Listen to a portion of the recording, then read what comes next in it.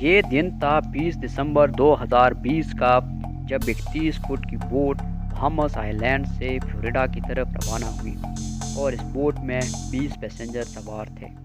کیونکہ اس بوٹ نے بہامس سے فلوریڈا کا سفر کئی بار طے کیا تھا، اس لیے سفر ان کے لیے بالکل نارمل تھا۔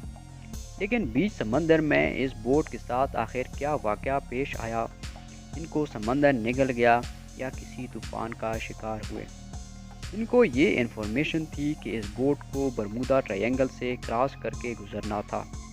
جب امریکن کوسٹ گارڈ کو اس بات کا علم ہوا تو ایک سرچ آپریشن کنڈکٹ کیا گیا، جو سمندر کے اس حصے میں پورے 4 دن اور 4 راتوں تک چلتا رہا۔ لیکن مجال ہے کہ اس بوٹ کا ایک بھی حصہ ملا ہو۔ ناظرین، ہم سب نے برمودا ٹرائینگل کی کئی سٹوریز سن رکھی ہیں۔ برمودا ٹرائینگل سمندر کا ایک بہت بڑا حصہ ہے جو اصل میں اٹلانٹک اوشن میں پایا جاتا ہے۔ یہ ٹرائینگل فلوریڈا سے برمودا آئی لینڈ اور پھر پورٹو ریکو سے ہو کر واپس فلوریڈا پر ختم ہوتا ہے۔ اس بننے والے ٹرائینگل کا ایریا 8 لاکھ اسکوائر کلومیٹر کے برابر ہے، جس کو کبھی برمودا ٹرائینگل تو کبھی ڈیول ٹرائینگل بھی کہا جاتا ہے۔ یہ ٹرائینگل اپنی مسٹیریس فنامنا کی وجہ سے پوری دنیا میں بدنام ہے۔ یہاں سے گزرتے وقت شپس کا کانٹیکٹ اپنے بیس اسٹیشن سے اچانک ٹوٹ جاتا ہے اور وہ ہمیشہ کے لیے غائب ہو جاتے ہیں۔ ابھی تک شپس اور ایئر پلینس کی ایک بہت بڑی تعداد اس ٹرائینگل میں گم ہو چکی ہیں۔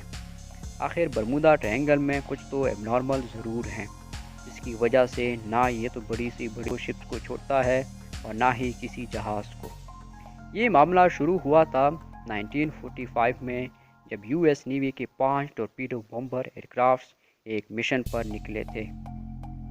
ان 5 ایئرکرافٹ میں بیٹھے 14 لوگوں کے لیے یہ بالکل روٹین پریکٹس تھی۔ لیکن برمودا ٹرائینگل کے ایریا میں آتے ہی یو ایس نیوی کے ریڈار سے وہ 5 طیارے اچانک غائب ہو گئے۔ کیونکہ اس وقت ورلڈ وار 2 کو ختم ہوئے صرف چند مہینے ہی گزرے تھے، اس لیے یو ایس نیوی کا شک تھا شاید کسی دشمن نے ان کو جہازوں کو گرا دیا ہے۔ ان کی تلاش میں ایک اور ایئرکرافٹ بھیجا گیا، لیکن حیرت انگیز طور پر یہ بھی برمودا ٹرائینگل کے ایریا میں آتے ہی ریڈار سے غائب ہو گیا۔ یہی وہ واقعہ تھا جس کی وجہ سے برمودا ٹرائینگل کو خوف کی نظر سے دیکھا جانے لگا۔